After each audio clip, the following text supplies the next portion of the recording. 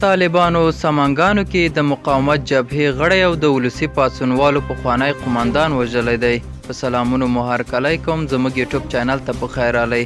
که غواړئ په بشپړه توګه معلومات ترلاسه کړئ نو ویډیو راسره تر پایه وګورئ.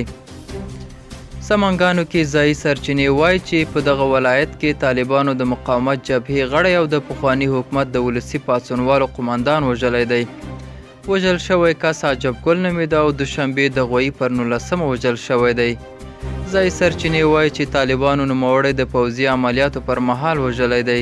د ولسي پاڅونوالو دغه پخوانی قماندان د جمهوریت له پرځېدو وروسته له مقاومت جبهې سره یوځای شوی و. دا و زموږ نننی چمتو شوي ویډیو.